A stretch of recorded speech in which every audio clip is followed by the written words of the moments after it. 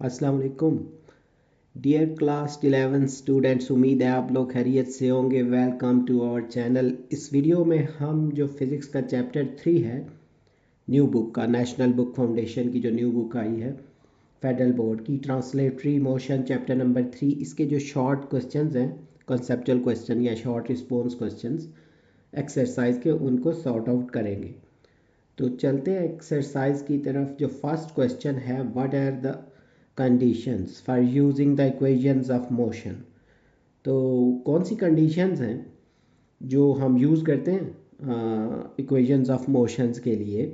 ये वैसे हम 9th क्लास में भी डिस्कस आउट कर चुके हैं इनको, इक्वेशंस ऑफ मोशन को। तो इसका आंसर है there are 3 main conditions for using the equations of motion. 3 main conditions हैं इक्वेशंस ऑफ मोशन के यूजेज में। नंबर 1 जो है, object is moving along the straight line. तो ये एक अजम्पशन है कि आपने अज्यूम कर लेना है कि ऑब्जेक्ट जो है वो मूव कर रहा है एक स्ट्रेट लाइन पे। एक्सेलरेशन इज़ कांस्टेंट, और उसका जो एक्सेलरेशन है वो कांस्टेंट है। डायरेक्शन जो है, initial velocity and all the quantities which are in the direction of initial velocity are taken as positive. तो सारी की सारी ये जो चीज़ें हैं, यानी इनिशियल वेलोसिटी के अकॉर्डिंग ऑल द क्वांटिटीज़, जितनी क्वांटिटीज़ भी यूज़ हो रही हैं which are in the direction of initial velocity, जिनकी डायरेक्शन जो है वो इनिशियल वेलोसिटी के अकॉर्डिंग है, उन सबको पॉजिटिव ही लेना है। क्वेश्चन 2 की तरफ मूव करते हैं। You throw a small ball vertically up in the air. आपने एक छोटी जो बॉल है उसको अमूदी तौर पे ऊपर की तरफ हवा में फेंका है। तो how are the velocity and acceleration of the ball oriented with the respect to one and other. तो जो बॉल है उसकी जो वेलोसिटी और एक्सेलरेशन है ना, एक दूसरे के हवाले से कैसी होती हैं, उसके आगे उन्होंने एक पॉइंट दिया हुआ है क्वेश्चन का, when the ball is going upward, जब वो बॉल जो है वो ऊपर की तरफ जा रही हो।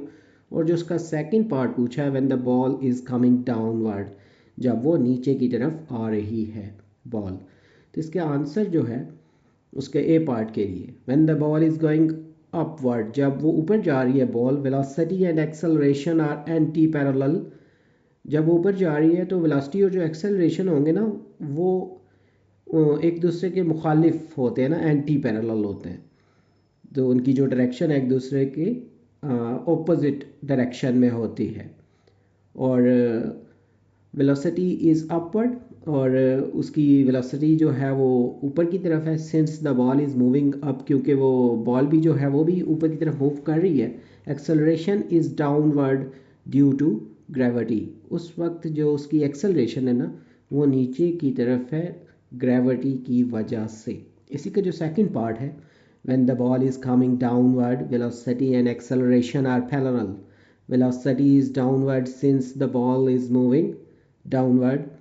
तो जब गेंद जो है, यो बॉल वो नीचे की तरफ आ रही हो, तो वेलोसिटी और जो एक्सेलरेशन है वो पैरेलल होते हैं ना, एक दूसरे के मतवाजी होते हैं। तो वेलोसिटी नीचे की तरफ होती है, चूँकि जो बॉल है वो भी नीचे की तरफ बढ़ रही है। उस टाइम एक्सेलरेशन जो है is downward due to gravity, और उसका जो एक्सेलरेशन है वो भी नीचे की तरफ ही है ग्रेविटी की वजह से। नेक्स्ट जो थर्ड क्वेश्चन है, for a projectile motion is the velocity zero at any instant. Projectile हरकत जो भी है मोशन के लिए, क्या किसी भी लम्हे पे जो वेलोसिटी है वो सिफर हो सकती है? Is the acceleration zero at any instant. किसी भी लम्हे में ना एक्सेलरेशन सिफर हो सकता है, तो इसका आंसर नो, पहला जो है, the velocity is not zero at any instant. किसी भी जगह जो वेलोसिटी है वो ज़ीरो नहीं होगी ना। उसकी एक्सप्लेनेशन में लिख सकते हैं, the vertical component is zero at the peak of the trajectory. तो पहले तो ये कि वेलोसिटी जो है वो किसी भी लम्हे पे ज़ीरो नहीं होती। एक्सप्लेनेशन में ना जो वर्टिकल कंपोनेंट है वो मतलब एक पीक पे जा के ना वो सिफर है, लेकिन but the horizontal component is not zero, so the overall velocity is never zero। यानी उस टाइम उसका जो horizontal component है ना वो ज़ीरो नहीं होता पीक पॉइंट पे जाके भी। तो इस वजह से ओवरऑल जो होगी ना वेलोसिटी वो ज़ीरो नहीं होती। जो इसी का दूसरा पॉइंट है, know the acceleration is not zero at any instant. तो जो एक्सेलरेशन है वो भी किसी भी लंबे पे ज़ीरो नहीं होता। उसकी जो एक्सप्लेनेशन में लिख सकते हैं, जो प्रोजेक्टाइल है ना is always subject to the acceleration due to gravity. जो एक्सेलरेशन है किसी भी पॉइंट पे ज़ीरो नहीं है, तो प्रोजेक्टाइल हमेशा ग्रेविटी की वजह से ना एक्सेलरेशन के ताबे होता है, तो which is constant and directed downward, और उसकी वैल्यू भी कांस्टेंट है और उसकी डायरेक्शन जो होती है डाउनवर्ड होती है with a magnitude of 9.8 metre per second square. उसके बाद फोर्थ जो क्वेश्चन है, construct motion diagrams showing the velocity and acceleration of a projectile at several points, यानी डिफरेंट पॉइंट्स पे उसको शो ऑफ करना है वेलोसिटी और एक्सेलरेशन को, प्रोजेक्टाइल मोशन जो है। तो उसने अज्यूम करना है कि a the projectile is launch horizontally, आप उसको मतलब प्रोजेक्टाइल को ना लॉन्च किया गया है। इसी तरह जो बी इसका पॉइंट पूछा गया है, the projectile is launched at an angle theta, तो विद द हॉरिजेंटल, यानी उसकी जो डायग्राम बनानी है उसमें थीटा जो है उसको भी साथ साथ शो करके दिखाना है। तो इसके आंसर में प्रोजेक्टाइल की ये जो डायग्राम बनी हुई है फर्स्ट वाली, तो इसमें जितने भी ये जो पॉइंट्स हैं इन सब में जो ग्रेविटी है उसकी डायरेक्शन डाउनवर्ड है ना, ग्रेविटी जो है उसकी डायरेक्शन डाउनवर्ड शो करनी है प्रोजेक्टाइल पे, और वी जो है ना वो राइट साइड पे ना मूव करते हुए इसकी डायरेक्शन जो है पहले हॉरिजेंटल है फिर डाउनवर्ड होती जाती है ना वेलोसिटी जो है। ये तो तब है जब इसमें थीटा जो है वो मेंशन नहीं किया गया ना, वो सेकंड पार्ट में जो उन्होंने बोला है कि उसको डिफरेंट इंस्टेंट पे दिखाना है जब वो एक थीटा एंगल के थ्रू उसको लॉन्च किया गया है। तो इसके स्टार्टिंग पॉइंट पे जो भी एंगल है उसको थीटा से रिप्रेजेंट कर लें। इसी तरह जो जो मतलब ऊपर की तरफ जो होगा वो y कंपोनेंट और जो राइट साइड पे होगा वो x कंपोनेंट, यानी जो अपवर्ड वाले हैं ना कंपोनेंट वी वाई वो y कंपोनेंट है वर्टिकल, और इसी तरह जो राइट तरफ की डायरेक्शन में एरोज शो करने हैं उसमें वी एक्स यानी हॉरिजेंटल कंपोनेंट। तो इस तरह इसकी डायग्राम जो है वो शो करके दिखानी है डिफरेंट पॉइंट्स के through. Question 5, an aeroplane while flying horizontally drops a bomb when reaches exactly above the target but missed it, explain why। एक जो हवाई जहाज़ है उसकी तौर पे वो परवाज़ करते हुए ना एक बम को गिराता है, जब वो हदफ से बिल्कुल ऊपर पहुंच जाता है ना यानी टारगेट के ऊपर, लेकिन उससे वो मिस हो जाता है ना, मतलब बिल्कुल टारगेट के ऊपर से गिराया है फिर भी वो मिस हो गया, मतलब टारगेट से छूट गया उसका। तो इसका जो आंसर है the bomb will miss the target, वो जो बम है वो मिस कर देगा टारगेट को। इसकी जो एक्सप्लेनेशन है उसमें लिखेंगे while falling due to gravity the bomb continues to move forward. जब वो गिर रहा है ना ग्रेविटी के अकॉर्डिंग वो कंटिन्यू करेगा फॉरवर्ड डायरेक्शन में, क्योंकि जिस तरफ वो मूव कर रहा है प्लेन तो उसकी जो वेलोसिटी होगी वो भी वही उस बॉम्ब की होगी, because at the time of dropping the bomb possesses horizontal speed equal to the speed of aeroplane. तो जितनी उस प्लेन की स्पीड है उसी के अकॉर्डिंग उस स्पीड से ही गिरेगा वो। So the bomb will drop and hit the target some distance away, यानी उससे थोड़ा दूर जो टारगेट है ना उसके थोड़ा दूर जाके वो हिट करेगा from the place of dropping जहाँ से उसको गिराया गया था। नेक्स्ट में जो क्वेश्चन नंबर 6 है, what is the difference between explosion and collusion, इन दोनों का डिफरेंस बताना है और गिव वन एग्जांपल ईच, दोनों की एक एक एग्जांपल भी बतानी है। इसका आंसर जो है एक्सप्लोजन, सबसे पहले इसको धमाका भी कह सकते हैं आप। And explosion is a rapid release of energy causing matter to expand outward. ये जो एक्सप्लोजन है तवानाई का तेज़ी से जो एग्जर्शन है ना, एग्जिट होना, अखराज होना, जिसकी वजह से मैटर जो है बाहर की तरफ फैलता है तेज़ी से। तो explosion involves a single entity breaking apart.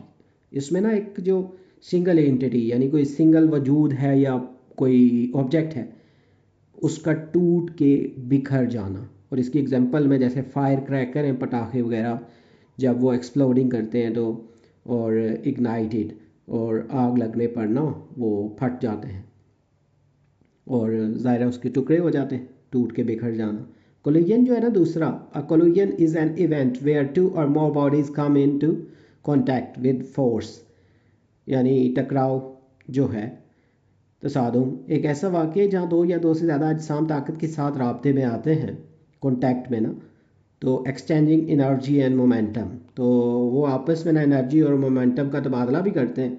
इसकी जो एग्जांपल है, two cars crashing into each other on road, road पे दो कारों का आपस में टकराना, तो ये कोलिजन की एग्जांपल में लिख सकते हैं। सातवां जो क्वेश्चन है, why do a slow moving loaded truck and a speeding rifle bullet each have a large momentum, यानी एक स्लो मूविंग है ना, सुस्त रफ्तार चलने वाला भारी भरकम ट्रक जो है, और तेज़ रफ्तार जो राइफ़ल की गोली है, हर एक की ना ज़्यादा क्यों होती है ना मोमेंटम, लार्ज मोमेंटम दोनों की क्यों होती है।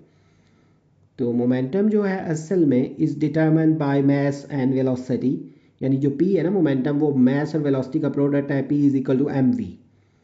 तो स्लो मूविंग जो ट्रक है has large momentum due to its large mass, क्योंकि उसके मैस की वैल्यू बड़ी है तो ओवरऑल उसका मोमेंटम जो है वो ज़्यादा आएगा।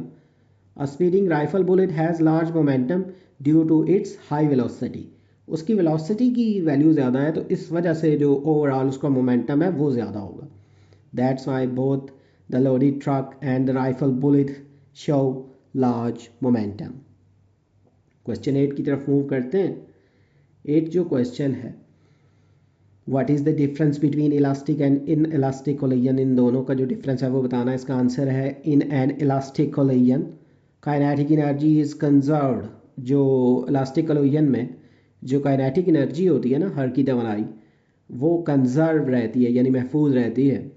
तो काइनेटिक एनर्जी कंजर्व होने के बाद, and the objects rebound from each other without any loss of energy, यानी वो जो ऑब्जेक्ट होते हैं वो वापस ना एक दूसरे से मतलब अलग हो जाते हैं, रीबाउंड हो जाते हैं बगैर किसी एनर्जी के लॉस के।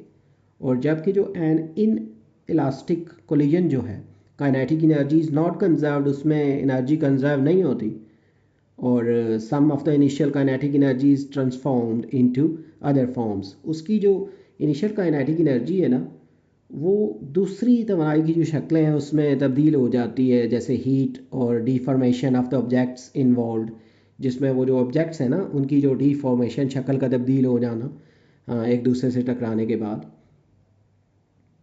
उसके बाद क्वेश्चन 9 की तरफ मूव करते हैं। An object that has a small mass and an object that has a large mass have the same momentum, which object has the large kinetic energy. तो एक ऑब्जेक्ट है जिसकी स्मॉल जो है वो मैस होती है और एक ऐसी चीज़ जिसकी लार्ज मैस है, तो उनका मोमेंटम एक ही जैसा होता है ना, तो किस चीज़ में सबसे ज़्यादा जो है उन दोनों में से काइनेटिक एनर्जी ज़्यादा होगी या लार्जेस्ट होगी।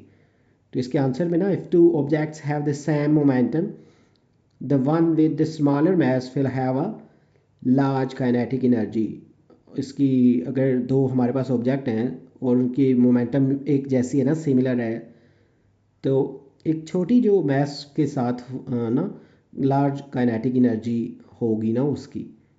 एक्सप्लेनेशन में ये जो डेरिवेशन है काइनेटिक एनर्जी का, जो फार्मूला है ना 1/2 mv² होता है, और इसके बाद जब ये mv² है 1/2 mv², तो इसको m से मल्टीप्लाई भी कर दें और डिवाइड भी कर दें, तो m जो है वो मल्टीप्लाई होने से m² हो जाएगा और डिवीजन वाला m तो एज इट इज़ ही रहेगा।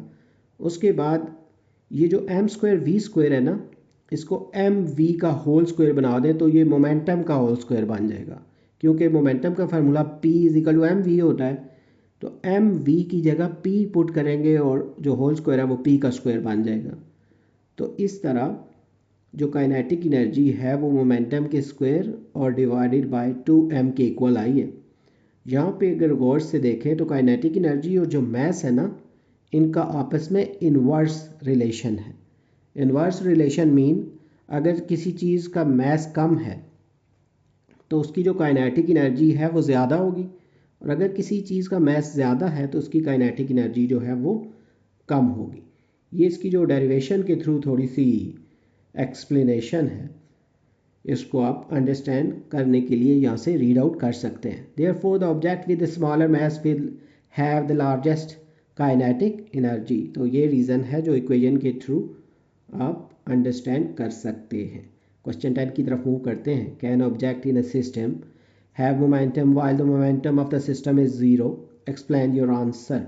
क्या जो सिस्टम में मौजूद ऑब्जेक्ट है ना कि मोमेंटम जो है वो हो सकती है वाइल, जबकि जो सिस्टम का मोमेंटम सिफर है, उसके जवाब को एक्सप्लेन भी करना है। तो इसके आंसर में लिखना है ना, yes object with in a system can have momentum, यानी जो सिस्टम के अंदर है उसका मोमेंटम हो सकता है while the total momentum of the system is zero. इसकी एक्सप्लेनेशन में ना, momentum is a vector quantity, ये एक वेक्टर क्वांटिटी है। और उसके बाद individual objects have non zero momentum, और अगर हम इंडिविजुअली एक एक ऑब्जेक्ट को चेक करें तो उनका जो मोमेंटम है वो नॉन ज़ीरो होगा। In a system of objects their individual momentum can add up to zero if they are moving in opposite directions with the same magnitude. तो ऑब्जेक्ट्स का जो सिस्टम में ना, उनकी इंडिविजुअल जो मोमेंटम की वो है वो सिफर तक बढ़ सकती है अगर वो एक ही मतलब शिद्दत या मैग्नीट्यूड के साथ मुखालिफ सिमतों में चल रहे हों। 11 जो क्वेश्चन है, for any specific velocity of projection prove that the maximum range is equal to 4 times of the corresponding height. तो ये जो क्वेश्चन है ये प्रूव है डेरिवेशन का, और ये इम्पोर्टेंट भी है। इसमें प्रूव करके दिखाना है कि रेंज जो है ना वो 4 टाइम हाइट के इक्वल हो सकती है, मैक्सिमम जो रेंज है। तो इसके लिए पहले हाइट का जो फार्मूला है प्रोजेक्टाइल मोशन के थ्रू जो प्रूव किया हुआ है, h=v/² sin²θ/2g, ये लिखेंगे। और रेंज का फार्मूला अलग से लिखेंगे जो कि चैप्टर में हम ऑलरेडी डिस्कस आउट कर चुके हैं। तो रेंज का जो फार्मूला है वो vi² sin2θ/g। इसमें ये जो साइन 2θ है ना, इसकी वैल्यू मैथमेटिकल फार्मूले के अकॉर्डिंग साइन 2θ जो होता है ये 2 sin θ cos θ के इक्वल होता है। तो साइन 2θ की जगह जो वैल्यू पुट करनी है वो है 2 sin θ cos θ। और नेक्स्ट स्टेप में ये जो 2 sin θ cos θ है इसको मल्टीप्लाई भी कर दें 2 sin θ से और डिवाइड भी कर दें 2 sin θ से। लेकिन इस तरह करना क्यों है, साइन थीटा और साइन थीटा को मल्टीप्लाई करके sin²θ बना देना और cos थीटा को एज इट इज़ लिख लेना है। तो यहाँ पे ये जो फर्स्ट वाली जो स्क्वायर ब्रैकेट है इसके अंदर जो पूरा फार्मूला बना है ना, vi²/2g और sin²θ, ये हाइट का फार्मूला है। तो इसकी जगह h पुट कर दें और बाकी जो cos/sin है वो cot के इक्वल होता है और 4 उसके साथ लिखा हुआ है। तो cot जो है वो 1/10 के इक्वल होता है, तो इसलिए cot को 1/10 लिखें या फिर h और 4 के ओवर में tan थीटा लिख लें और tan थीटा को फिर उस तरफ यानी लेफ़्ट साइड पे ले जाके रेंज से मल्टीप्लाई कर दें। तो यहाँ पे ये जो tan थीटा है अगर इसकी वैल्यू 45 हो ना, थीटा की वैल्यू अगर 45 हो तो वो 1 के इक्वल होती है कैलकुलेटर के थ्रू। तो यहाँ पे फिर रेंज जो है वो किसके इक्वल आएगी, 4h के। तो यहाँ पे मेंशन किया हुआ है for range are the maximum the theta जो है वो कितना हो 45 डिग्री। यहाँ पे ये जो क्वेश्चन 11 है ये भी कंप्लीट हो गया है। क्वेश्चन 12 की तरफ मूव करते हैं। Is momentum conserved when a bat hits a ball. तो क्या मतलब मोमेंटम कंजर्व होता है जब एक बैट से ना बॉल को हिट करते हैं। Yes, momentum is conserved when a bat hits a ball. इसकी जो एक्सप्लेनेशन है ना, before the collision the bat and the ball each have their own momentum based on their message and velocities. Collision से पहले ना ball और जो bat है में हर एक ने ना उसकी अपनी अपनी मोमेंटम होती है जिसकी बुनियाद पे या जिसकी बेसिस पे इनके जो मैसेज और वेलोसिटीज़ होती हैं। फिर when the bat hits the ball there is a transfer of momentum from the bat to the ball. जब बैट जो है वो बॉल से टकराता है तो जो बैट से ना गेंद में मोमेंटम की मुंतकिली होती है। The bat exerts a force on the ball changing its velocity and दस इट्स मोमेंटम। तो जो ही वो बैट एक्सर्ट करते हैं ना फोर्स बॉल पे, तो उसकी वेलोसिटी में भी चेंज आता है, जिसकी वजह से फिर उसके मोमेंटम में भी चेंज आ जाता है। आफ्टर द कोलिजन के बाद the combined momentum of the bat and the ball is equal to the initial momentum of the system. यानी कोलिजन के बाद जो कंबाइंड मोमेंटम है बैट और बॉल का, वो इक्वल होगा initial momentum of the system के, as long as no external force like air resistance. जब तक कोई जो एक्सटर्नल फोर्सेज है ना, जैसे एयर रेजिस्टेंस वगैरह, वो बैरूनी क़ुव्वतें जो हैं वो ना हो तब तक। तो यहाँ पे ये जो इसके कंसेप्चुअल या शॉर्ट रिस्पॉन्स क्वेश्चन है चैप्टर के, वो कंप्लीट हो गए हैं। उम्मीद है ये आपकी प्रिपरेशन में हेल्पफुल होंगे। इस बुक से रिलेटेड कोई भी नोट्स या वीडियोस की ज़रूरत हो तो चैनल के पेज पे ना प्लेलिस्ट में इस बुक की जो प्लेलिस्ट है वहाँ पे आपको वीडियोस मिल जाएंगी। इसके अलावा ये जो वीडियो है इसकी डिस्क्रिप्शन में प्लेलिस्ट का लिंक जो है वो भी गिवन है। जल्द न्यू वीडियो में नए लेक्चर के साथ मिलेंगे। Have a nice time.